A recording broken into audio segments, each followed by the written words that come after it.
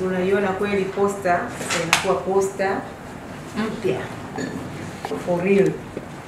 Tunawapongeza kwa ubunifu ambao mmeendelea kufanya.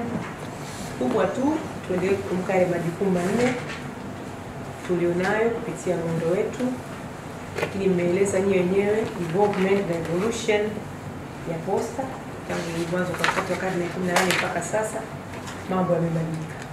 Na sisi tuelekee katika journey hiyo ya posta mpya, tuwe kweli posta mpya kwa upande wetu Tanzania.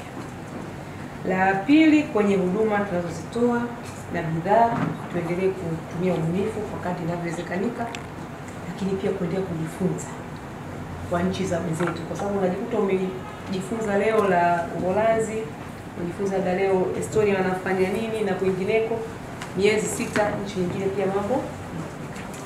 Tuendelee kujipanga kuimarisha uongozi wetu na haswa uongozi wa kimkakati, kila mmoja kwenye kitengo chake, kila mmoja kwenye branches zetu pamoja na maeneo tunayoendelea kutoa huduma. Pia tuendelee kuangalia vyanzo vyetu vya mapato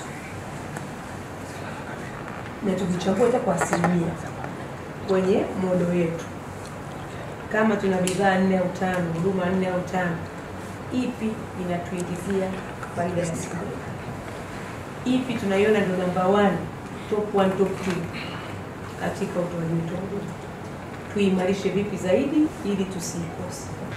Lakini na kwa zile revenues au bidhaa na huduma ambazo tunaona bado pia ziko chini, tunaziwekea na zenyewe mkakati gani kuweza kusaidia. Kwa hiyo tuna specialized strategies kwa ajili ya growth na sustainability ya kila aina ya product yetu na huduma ambayo tunayo, ili zote kwa pamoja at the end of the day ziweze kuconverge na zote ziweze kufanya vizuri na kuweza kupata. Kwa upande wa mashirikiano na taasisi zingine au posta zingine, tuendelee kujitahidi kuendelea kukuza ushirikiano na wenzetu ili na sisi tuweze kuwa kisasa zaidi.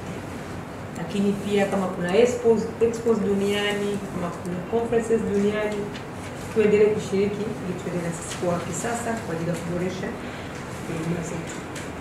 Kwa upande wa operation, namna mnavyoziendesha, tuendelee kuangalia mifumo yetu ya kiteknolojia iko kwa namna gani, ubora wake, tija yake, ufanisi wake. Upande wa duka letu la biashara Kipepeo Shop, hongereni, mmefikisha mnasema wateja 200 plus.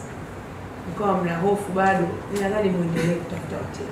Tuangalie kwenye targets zetu, kwenye muda end to end tunatumia muda gani kwenye kusafisha vifurushi. Je, kwenye client chat yetu tumeweka kipi kikisafishwa na kwa EMS ni muda gani?